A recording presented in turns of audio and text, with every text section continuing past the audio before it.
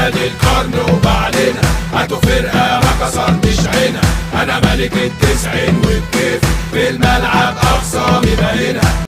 مساء الخير، مساء الخير على شعب الأهلي العظيم في أي مكان في الدنيا. معاكم عماد سعد في برنامجكم كبسولة العمدة، الحلقة تحمل رقم 105، حلقة يوم الثلاث، حلقة منتصف الأسبوع.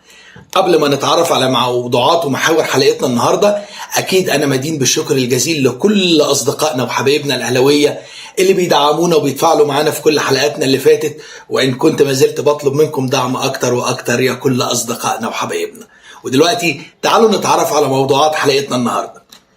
حانت ساعة الحسم لحسم الدوري ال46. جريمة لجنة التدليك بين قوسين الحكام سابقا في مباراة الزمالك. 3. ذبح النزاهة والعدالة على أعتاب 100 عقبة. 4. الإعلامي المحترم يفضح إعلامنا الجميل أبو عين واحدة. 5. أساتذة الإعلام يؤدبون مذيعة 100 عقبة. ومع فقرات الكوميديا السوداء في 100 عقبة معانا فقرتين بس حلوين قوي، أوعدكم إن هم هيعجبوكم. أول واحدة رسالة وليد الفراج لعمرو أديب. تاني حاجة في الكوميديا السوداء في 100 عقبة، حسرة أبناء 100 عقبة بعد خسارة بطولة الكومبارسات. ما تيجوا نضحك شوية. ودلوقتي مع الفقرة الأولى في حلقتنا النهاردة، وهي حانت ساعة الحسم، حسم الدوري ال46 إن شاء الله بإذن ربنا وبتوفيق ربنا وبمعونة ربنا ومساعدة ربنا. بكرة إن شاء الله في ملعب برج العرب الساعة 10 بالليل، ممكن هتتأجل ل11، وهنعرف هتتأجل ل11 ليه. النادي الأهلي العظيم إن شاء الله ولاعبوه وأبطاله وجهازه الفني وجهازه الإداري هيرفعوا درع الدوري ال46 إن شاء الله بإذن ربنا. يعني هو الفريق من امبارح من الاثنين لأول مرة زي ما قلت لكم في الحلقة اللي فاتت عامل المعسكر المباراة 48 ساعة، حتى سافروا من غير يسترب، كان تعب ودخل المستشفى. بغض النظر احنا دلوقتي ما بيهمناش أي أفراد، احنا بنتكلم على الفريق.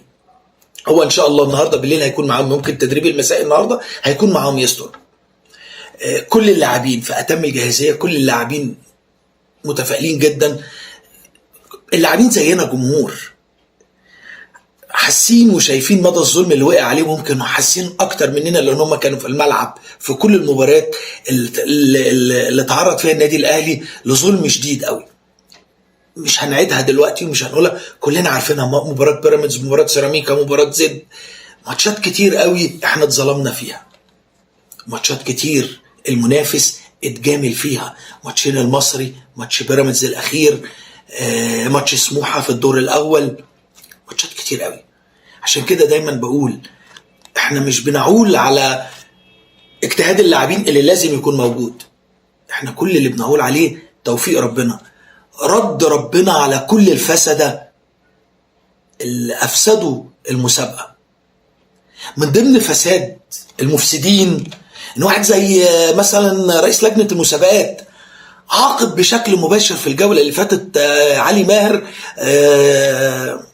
المدير الفني لسيراميكا كليوباترا اللي هيلعب بكرة الزمالك، عقاب مباشر. وإيه؟ مش إيقافه بس، عدم مرافقة الفريق في استاد القاهرة، يعني ما يخشش معاهم الملعب، عايز يخش زي الجمهور. اللي جوزيه جوميز لما كان مدير فني للزمالك وضرب الحكم اتعاقب بعد 193 يوم بعد ما بقى مدير فني لنادي الوحدة السعودي. لكن علي ماهر اتعاقب تاني يوم وعقوبة غريبة، يعني مش ايقافه بس ويبقى مثلا قاعد في بنوار الصحفيين، لا ده ما يخشش الملعب مع نادي سيراميك كليوباترا. وهنتكلم في الفقرة اللي بعد اللي جاية على ذبح العدالة. وكل اللي انتوا بتعملوه ده انتوا ناسين ان في ربنا.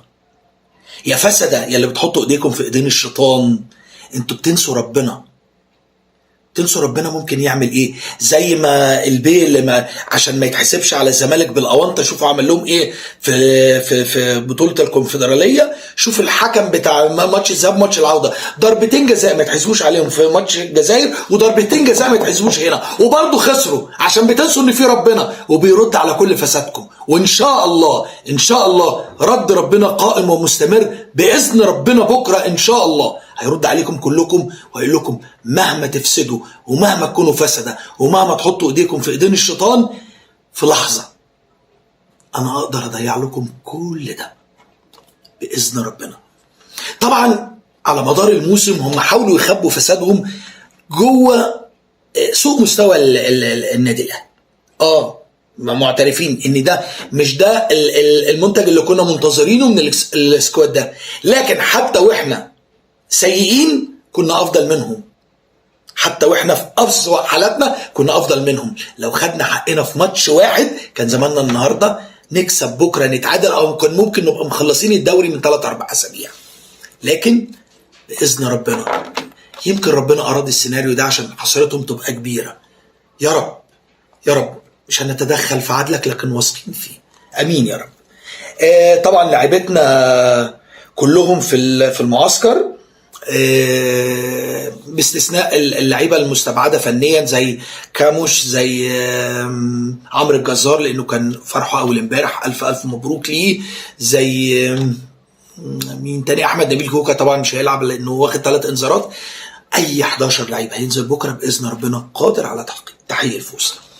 يهمني قوي قوي قوي ان احنا كلنا نعرف مع بعض قائمه الحكام اللي هيحكموا ماتش الاهلي وهيحكموا ماتش بيراميدز وهيحكموا ماتش الزمالك. طيب، اولا مباراه الاهلي هيديرها افضل حكم في مصر كابتن امين عمر اللي ما حكمش للزمالك. الزمالك بكره هيلعب المباراه رقم 26.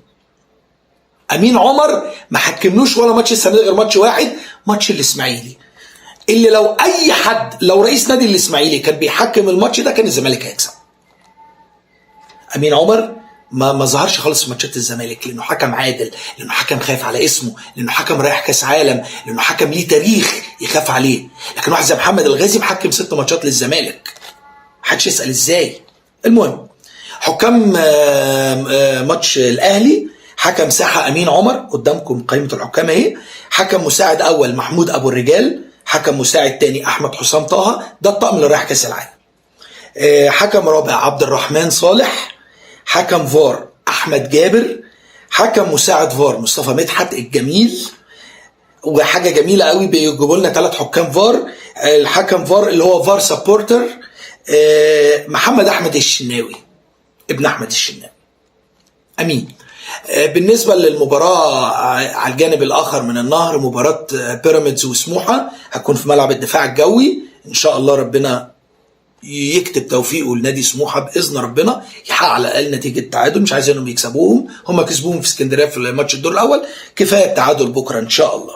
حكم ساحه هيكون محمود ناجي اهو، صدقوني محمود ناجي اهو. حكم مساعد اول احمد توفيق طلب، حكم مساعد تاني محمود ابو رحاب، حكم فار خالد الغندور، حكم مساعد فار شريف عبد الله، حكم فار سبورتر هشام القاضي. يا رب منتظرين بكره الساعه. على فكره ليه قلنا ممكن يرفعوا الدرع الساعه 11؟ لاني بمجهود يشكر عليه جدا المحترم احمد دياب اللي كل الزملكاويه كارهينه لموقفه في قضيه الاهلي وبيراميدز السنه اللي فاتت. المهم، الراجل ده قال لك الدرع هيكون في منطقه وسط، خلال ساعه يوصل ملعب استاد القاهره، يا الدفاع الجوي يا ملعب برج العرب. قال الاستاذ محمد ابو علي والاستاذ محمود شوقي قامتين كبار جدا في الصحافه وعلى اليوتيوب، قالوا ان تقريبا مش عارف على طريق صحراوي داندي مول باين هيكون الدرع مستقر فيه. مع نهايه ال3 ماتشات هيتوجه لفين؟ ان شاء الله هيكمل على برج العرب باذن ربنا، والساعه 11 ابطال النادي الاهلي هيرفعوا درع الدوري ال46. كل شعب الاهلي يقول يا رب. ودلوقتي مع الفقره الثانيه في حلقتنا النهارده، وهي جريمه لجنه التدليك اللي هي بين قوسين كانت لجنه الحكام في مباراه الزمالك. وليه لجنة التدليك؟ لأن الحكم المعتزل هذا الموسم او اللي اجبر على الاعتزال وهو محمود البنا، قال في حكمين 3 هم اللي بيعملوا تدليك لاوسكار رويز، ودول بياخدوا غالبيه الماتشات. احنا طبعا عارفينهم، شوفوا مين اللي واخد 5-6 ماتشات في لنانوس الدوله، وفي مين اللي مرضي عنه طبعا احنا عارفين، ومين ابن كفر الشيخ، كلهم معروفين. المهم اختارت لجنه التدليك لجنه الحكام بناء على طلب الزمالك حكم اجنبي، على اعتبار ان اي اجنبي هو حكم نزيه. المهم لجنة التدليك دي جابت طاقم تحكيم لمباراة الزمالك قدامكم. حكم ساحة ساشا ستيجمان، هو طاقم ألماني. حكم مساعد أول كريستوف جونش. حكم مساعد تاني كريستيان جيتلمان. حكم رابع فلوريان إكسنر. حكم فار سورين شتوركس. حكم مساعد فار كريستيان فيشر. طب ايه الجريمة؟ ما هو ده حكم ألماني، عايزين ايه تاني يا أهلاوية؟ عارفين مين الحكم الألماني ده؟ ده اللي كان حكم فار في ماتش الأهلي وبيراميدز. سمعنا؟ ممكن لحد فينا ما يكونش واخد باله، ده حكم الفار، الحكم الألماني اللي هيحكم ماتش الزمالك بكرة، حكم الفار اللي كان في مباراة الأهلي وبيراميدز، اللي تغاضى عن طرد محمود زلاكة والنتيجة 0-0. اللعبة قدامكم، اللي عمل خط وهمي لإلغاء هدف الأهلي الصحيح اللي أقر بصحته كل الحكام بره وجوه، الحكام الأجانب والحكام اللي في مصر، اللي تغاضى عن احتساب فاول أو ضربة حرة غير مباشرة وطرد لفيستون مايلي قبل ما يجيب الجون الثاني لما دهس رجل ياسر إبراهيم. الدهس في كرة القدم مع فرد القدم على الآخر ده عقوبته طرد. ال3 حالات 3 جرايم. ده كان جاي عارف بيعمل ايه.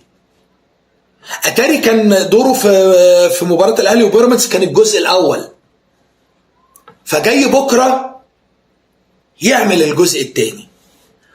برضو اعملوا ما بدلكم وحطوا ايديكم في ايدين الشيطان زي ما انتوا عايزين، وفي لحظة ربنا قادر يحرقكم. ما هو الشيطان بيتحرق، واللي يحط ايده في ايد الشيطان يبقى شيطان.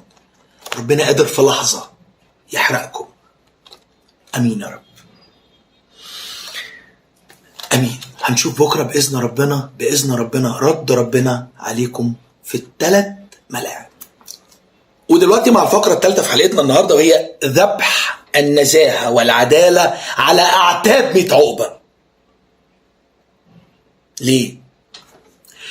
كلنا نفاجأ امبارح بالليل يوم الاثنين بالليل ان السيد المبجل ممدوح عباس طلب من المحترم السيد محمد ابو العينين رئيس نادي سيراميكا تنازل سيراميكا عن حصته في المشجعين وياخدها الزمالك. احنا عارفين ان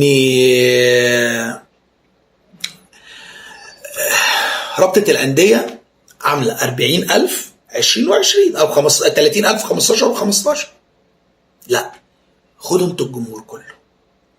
والتاني مرة السنة دي، لتاني مرة، أول مرة كانت مع مين؟ مع نادي زد، برضو خدوا كل المدرجات، خدوا الساعة الكاملة ليهم هم.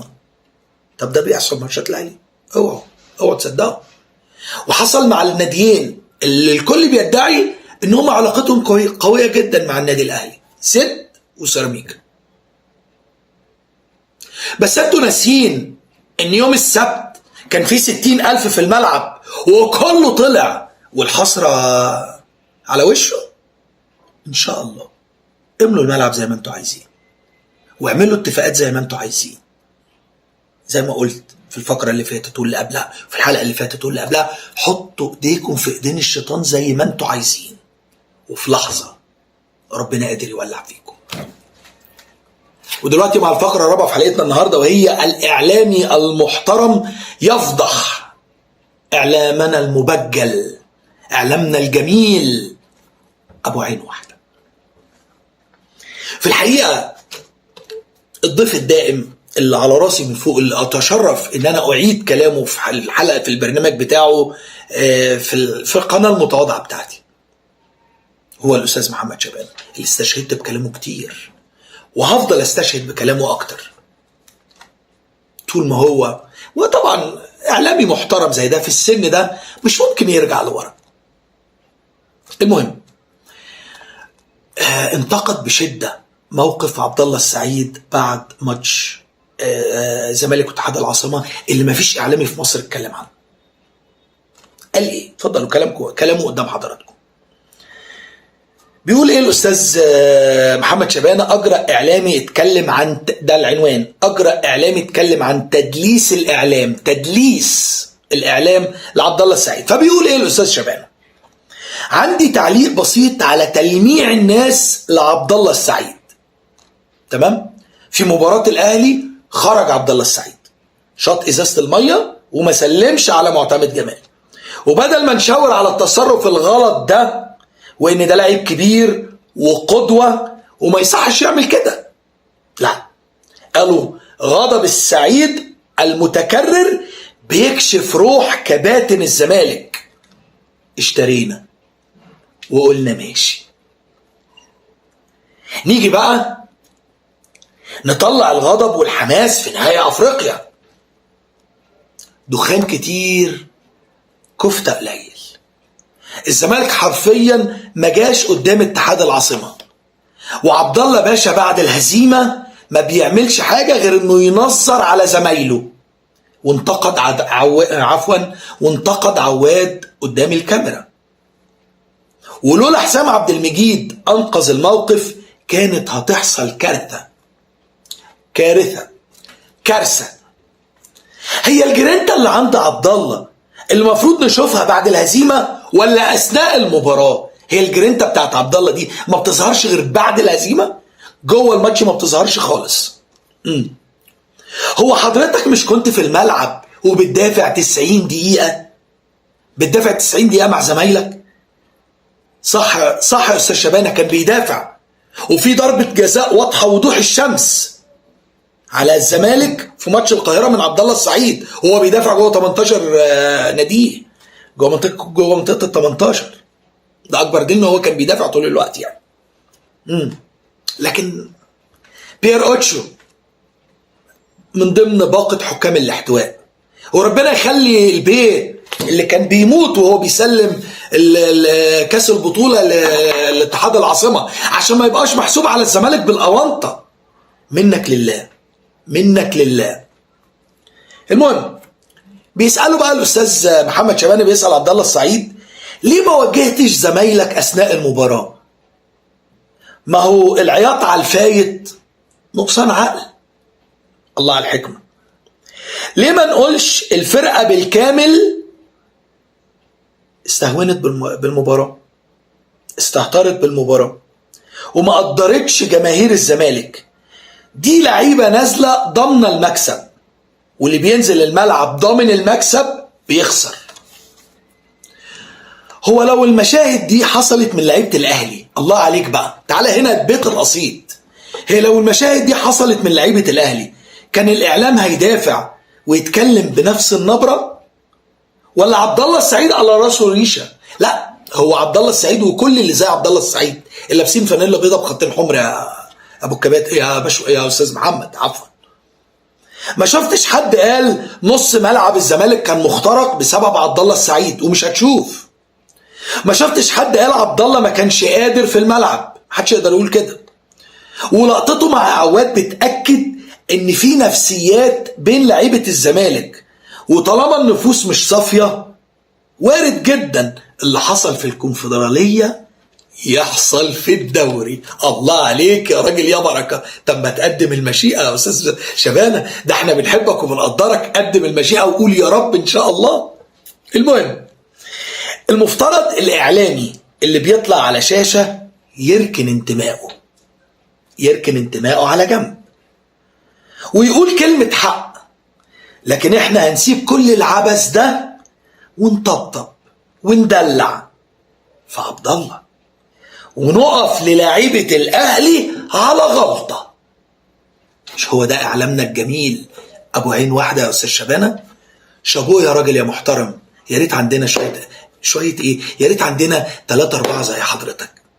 شابوه والف الف شكر لانك بتقول كلمه الحق، لان ما حدش رابط لسانك، لانك لا تقبل املاءات من حد تطلع تقوله على الهوا، تطلع تقول اللي يمليه عليك ضميرك، اللي يرضي ربنا. شكرا يا محترم. ودلوقتي مع الفقره الخامسه في حلقتنا النهارده، وهي اساتذه الاعلام يؤدبون مذيعه 100 عقبه. عفوا يا اهلاويه.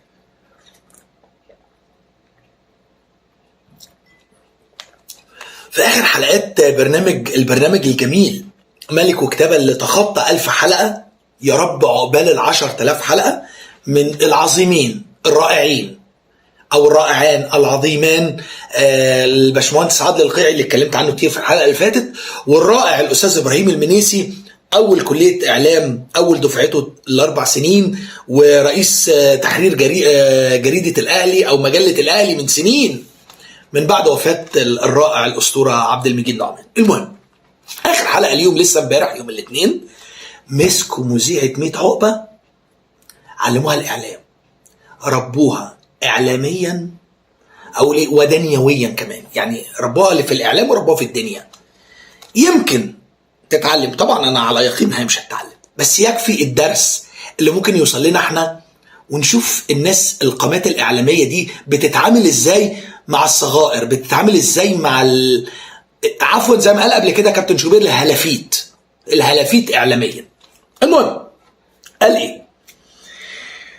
احدى المذيعات، قال الاستاذ ابراهيم المنيسي، احدى المذيعات بعد خساره الكونفدراليه قالت: هل ينفع واحد ساقط ابتدائيه يعاير واحد في الجامعه؟ خد طرف الخيط الباشمهندس الرائع عادل القيعي، اسد قاعد. قال ايه؟ قال: كنت ممكن اقول لك المذيعه اتجننت من الصدمه، لكن الحقيقه حق ربنا يعني، لكن الحقيقه انا شايف ان كلامها منطقي. هو الكلام نفسه منطقي، لكن الفكره مين اللي سقط ابتدائيه؟ ده من عندنا يعني، ده مين اللي سقط ابتدائيه ومين اللي في الجامعه. لكن الكلام منطقي، ما ينفعش عيل ولا ليه لازمه، فاشل ولا ليه لازمه، ننوس بهاء اللي ما بيعرفش يعمل حاجه لوحده، يكلم الهرم. اعرفوا مين اللي سقط ابتدائيه ومين اللي مخلص دكتوراه مش لسه في الجامعه. المهم، رد الباشمهندس عادلي وقال: انا شايف ان كلامها منطقي، خصوصا لما نعرف الفرق بين واحد سقط ابتدائيه وواحد في جامعه. اللي سقط ابتدائيه يا بابا او يا بتاع انتي، اللي سقط ابتدائيه على حد قولها معاه 12 دوري ابطال افريقيا، واللي في جامعه مش قادر عليها، مش عارف يشوفها من 25 سنه. اللي سقط ابتدائيه معاه 45 دوري، واللي في جامعه معاه 14 دوري. اللي سقط ابتدائيه بيروح كاس عالم للانديه 2 وخميس، واللي في جامعه اخره يقابل البط المسكوفي في الكونفدراليه، ودي كداها ولايتا ديتشا وستيلنبوش، انديه ولا كنا نسمع عنها في طبق اليوم حتى. اللي سقط ابتدائيه اكتر نادي في العالم حصولا على البطولات المحليه والقاريه، واللي في جامعه نايم في المظلوميه. مش عيب عليكي تبقي في جامعه والموسم بتاعك صفري، واللي سقط ابتدائيه ياخدك رايح جاي في الدوري وياخد منك السوبر المصري؟ يستلم بقيه الخط استاذ ابراهيم المنيسي. انت وقعتي بين مين يا مجنون انت؟ فيرد استاذ ابراهيم المنيسي ويقول: هم عارفين مين اللي في جامعه ومين سقط ابتدائيه. كان نفسهم يعيشوا الاحساس ده على ارض الواقع، لكن اخرهم يعيشوه على المواقع مش في ارض الواقع، لا يعيشوه على المواقع. فيرد الباشمهندس عدلي القيعي ويقول شدة الصدمة وضياع 4 مليون دولار بيعمل حالة من الهذيان. مالكمش حل، بيعمل ايه؟ حالة من الهذيان. واحنا مقدرين حجم الألم. الله، خصوصا خدوا بالكم الحتة الجاية دي، خصوصا لما تعمل فرح وتعلق كهارب وفجأة تقلب ضلمة. يا عيني. ويا سيدي انا مش شمتان، انا مش شمتان، الشماتة دي مش اقول ايه، مش من ما تجيش من رجالة، لكن من حقي ان افرح انك زعلان، وانا من حق افرح انك محصور، وانا بتكلم بلسان انا من حق افرح وانا شايف الحسرة قتلاك، من حق افرح وانا عمال بقلم لك وانت ما تقدرش تفتح بقك، وانا من حق افرح وانا عمال اديك في جنابك وانت ولا تقدر تفتح بقك. ليه؟ ليه؟ جامد انا عليك؟ لا، انا جامد لان انا اهلاوي. جامد قوي انا عليك؟ جامد قوي قوي قوي قوي انا واي اهلاوي، عشان احنا اهلاويه. عرفت جامدين عليك ازاي؟ وهنفضل جامدين، وهنفضل كابوسكم اللي كان وكائن وسيكون مهما حصلتوا على دعم ومساعدات من كل الدنيا. هتفضل برضو المقامات محفوظة، هتفضل المقامات محفوظة. هرم الرياضة الأوحد في مصر في مكانه قائم وشامخ وعظيم، وأكبر قلعة مزيفة يفضلوا كل متابعيها ومحبيها عايشين في الحسرة زي ما عاشوا وعايشين هيعيشوا إن شاء الله. ودلوقتي مع فقرات الكوميديا السوداء في 100 عقبة، يعني هما معانا فقرتين بس فقرتين أوعدكم هيعجبكم. المهم، بعد خسارة الكونفدرالية الإفريقية وحصول نادي اتحاد العاصمة الجزائري الشقيق على البطولة، نبارك لك تاني وتالت وعاشر ومية، وكل ما تيجي سيرة البطولة هنبارك لك يا أيها النادي الجزائري الشقيق. المهم، خرج المذيع السعودي الجميل الأستاذ وليد الفراج في برنامجه أكشنها مع وليد وقال في رسالة جاتني، رسالة من المستشار، يقصد المستشار تركي آل الشيخ، جاتني رسالة من معالي المستشار للأخ عمرو أديب أبغي أنقلها على الهواء. اتفضل يا أستاذ وليد، خد راحتك. قال الزمالك في شهر مايو حقق 3 إنجازات. طب إيه هما؟ الأول خسارة الديربي، خسر 3-0 يوم واحد. التاني خسارة الكونفدرالية، جميل، يوم 16. التالت سجلوا بن شرقي. الله عليك، الله عليك وانت بتحفل. يا رب رابع انجاز يبقى بكره ونقول الرابع جابوا خالد بيبو. الله عليك يا استاذ وليد، يا وليد يا فراج يا جميل، شابوه. ودلوقتي مع الفقره الثانيه من فقرات الكوميديا السوداء في 100 عقبه. عفوا. حسرة ابناء 100 عقبه بعد خساره بطوله الكومبارسات. طب ما تيجوا نضحك شويه عليهم. اول ضحكه واول ابتسامه مع رئيس المنظومه الاعلاميه السابق في 100 عقبه السيد عمرو الدردير. شير على حسابه الرسمي على الفيسبوك قبل البطوله وقال ايه؟ انا هكسب الدوري وهكسب الكونفدراليه، اديك خسرت الكونفدراليه وان شاء الله هتخسر الدوري، وهلعب سوبر افريقيا واكسبه. وانت يعني عفوا قبل ما نكمل، هو ده نهج الزملكاويه طول عمرهم، صدقوني من وانا طفل دايما اقول لهم تاريخ الزمالك كله مبني على هكسبك، هاخد الدوري، هروح مش عارف ايه.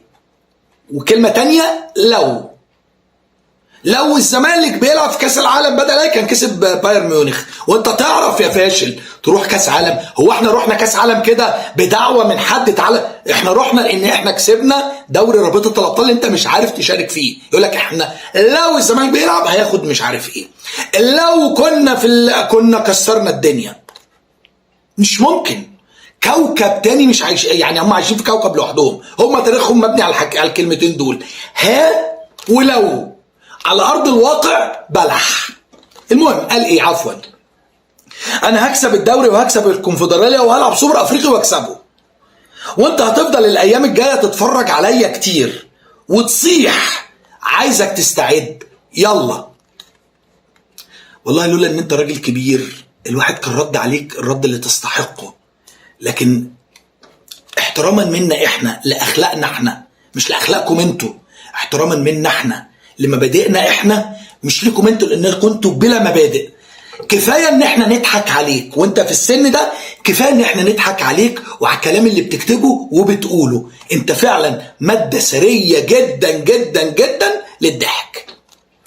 نخش على زملكاوي بعديه، بس ده واحد من اصحابي على الفيسبوك مش هير بوست جميل قوي قدام حضراتكم. كابتن حسين لبيب بيطلب من معتمد جمال تقرير لاسباب خساره الكونفدراليه. قال له طب ما تصبر ليوم الاربع وهبعت لك تقرير عن اسباب خساره الكونفدراليه والدوري مع بعض، ولا ايه؟ صديق تاني ليا على الفيسبوك، طبعا كلنا عارفين المشهد الرائع الايقوني من فيلم كازابلانكا للفنان الجميل الاستاذ عمرو عبد الجليل، وهو بيكلم الفنان الجميل برضه امير كرارة وبيقول له دعونا ننسى اخطاء الماضي، ومعاهم طبعا اياد نصار الممثل القوي جدا يعني. دعونا ننسى اخطاء الماضي ونعمل اخطاء جديده. راح جاب الاستاذ عمرو عبد الجليل في المشهد ده وراح لبسه تيشيرت الزمالك وقال له ايه؟ كتب التعليق من نفس السياق، قال دعونا ننسى خساره الكونفدراليه ونفكر في خساره الدوري. يا رب. في صديق تاني ليا على الفيسبوك ناشط جدا، وانا اسف لو باخد بوستاتك، بس انا ليا شرف ان انا اعرض بوست ليك في القناه المتواضعه بتاعتي يا استاذ شيكوفيتش. جايب صوره سلامه، برضو المشهد الايقوني من فيلم واسلاماوي، وهو سلامه وهو مش شايف وماشي في الدنيا وعمال يقول انا لازم احكي لكم حكايه محمود، حكايه جهاد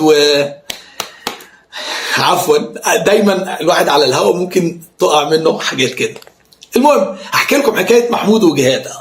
فراح لبس عم سلامه الاستاذ شيكوفيتش، لبسه تيشيرت نادي الزمالك وقال ايه؟ لازم كلكم تسمعوا حكايتي، انا من 25 سنه ما كسبتش افريقيا. اضحكوا يا اهلاويه على الناس اللي موجوده معانا، هم موجودين، هم وجودهم في الدنيا معانا وبلدنا عشان كده، عشان احنا نضحك. بوست تاني، الكاف بيقرر توقيع غرامة على نادي الزمالك $300,000 بسبب استخدام الليزر اللي كان في كل ضربات الجزاء لنادي اتحاد العاصمة. تمام؟ وبكده يكون الزمالك مديون للاتحاد الافريقي. يعني هم اشاعوا ان جائزة المركز الثاني $2 مليون، هي $1 مليون واحد. تمام؟ وكان عليهم غرامه $500,000 من بطولة الكونفدرالية اللي فاتت بسبب سوء التنظيم اللي انتوا شفتوه طبعا. ما هم محدثين نعمه، يعني لو خدوا بطوله انتوا شفتوا بتبقى عامله زي سوق عكاظي يعني. المهم وخدوا $200,000 اثناء سرقان البطوله دي، كان فاضل لهم $300,000. اتعمل عليهم غرامه $350,000 بسبب استخدام الليزر. تمام؟ فراحوا عملوا ادي برضو الاهلاويه دول ما لهمش حل. اوعوا حد يحط نفسه تحت ضرس الاهلاويه هيمزعوه. راح واحد جايب الليمبي زي ما احنا شايفين كده ويقول له خد ادي المكافاه بتاعتك $1 مليون، هات بقى المليون وعليهم $50,000 كمان عشان انتوا اصل انتوا ناس بركه يعني. نختم فقرات الكوميديا السوداء بهذا الانسان اللي بيبكي وهتفضل تبكي. 3 صور ب3 اشكال مختلفه لبكائه. المدعو ده او الانسان ده اسمه مينا ماهر، ده مذيع في قناه الزمالك. طلع بعد مباراه الاهلي والترجي وخروج الاهلي من دوري رابطه الابطال اللي هم مش هيشموها ولا يعرفوا يدخلوها، طلع بيرقص في عربيته وبيغني وانا مش شمتان وحاجه كده في منتهى الاشمئزاز. مفيش اهلاوي بقى زيك لان احنا رصيدنا كبير. انا لما يكون رصيدي $1 مليون مثلا ويضيع مني 200-300 جنيه مش هحس. لما يكون جيبي فيه 300-400 جنيه ويقع منهم 2-3 جنيه مش هحس. لكن لما انت يكون كل رصيدك 10 جنيه ويقع لازم تعيط كده، لازم تبقى كده. اوعى دماغك تسوحك وتتطاول على مش هينفع اقول على الهوا، لكن تتطاول على هرم الرياضه الاوحد في مصر. اوعى دماغك تسوحك وتتطاول وتغلط في الاهلي او في الاهلاويه، ولا تقول انا مش شمتان. لا اشمت، ما ده اللي يليق بيكوا. اشمت يا مينا امار، واحنا كمان من حقنا نبص عليك وانت عمال تعيط كده ونقول لك هتفضل كده، ده وضعك اللي كان وكائن دلوقتي وهيفضل على طول ما انت منتمي للنادي ده، والانتماء ما بيتغيرش. يبقى هنشوفك كده على طول ونقول الله مشهد رائع، واحنا بنضحك عليك وانت بتعيط كده، وهتفضل تعيط على طول، وبكره هتعيط وهتلبس ان شاء الله اسود من الغالي، انت وكل اللي متعشمين قوي. في ربنا هيرد عليكم كلكم بكره ان شاء الله باذن ربنا.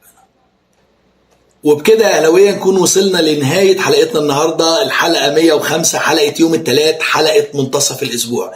يا رب من كل قلبي بتمنى انها تكون حلقه لطيفه، تكون خفيفه على قلوبكم، اكون انا ما كنتش ضيف تقيل عليكم. امين يا رب، اتمنى من كل قلبي يا رب. لو ده حصل يعني اتمنى ان مفيش اهلاوي جميل بيتفرج علينا ان هو يبخل علينا باللايك. اللي اتفرج علينا قبل كده او لسه بيتفرج علينا النهارده لاول مره، اتمنى ان هو يشترك في القناه ويفعل زر الجرس عشان توصلوا اشعارات الحلقه بتاعتنا كل حد وثلاث وخميس الساعه 5 مساء. واتمنى من كل قلبي بالتاكيد ان لو الحلقه نالت احترامكم ونالت اعجابكم ان انتوا تشيروها لنا على منصاتكم عشان نوصل لاهلاويه كتير لسه ما يعرفوناش، وقناتنا المتواضعه دي كبسوله العمده المتواضعه حتى الان اتمنى من كل قلبي بالتاكيد ان هي تكبر وتكبر، ويكون بعد فضل ربنا الفضل الوحيد ليكم انتوا اهلاويه. سلام، اشوفكم في حلقه يوم الخميس. يا رب يا رب يا رب نكون كلنا في منتهى الفرح والسعاده بنحتفل ببطوله الدوري ال46 باذن الله. ان شاء الله ان شاء الله هنكون بنحتفل ببطوله الدوري، نكون كلنا في منتهى السعاده. اشوفكم على خير. سلام سلام يا اعظم جمهور في الدنيا لاعظم نادي في الكون، هرم مصر الشامخ والاوحد في الرياضة المصرية، النادي الأهلي العظيم. سلام، كان معاكم عماد سعد، كبسولة العمدة. سلام.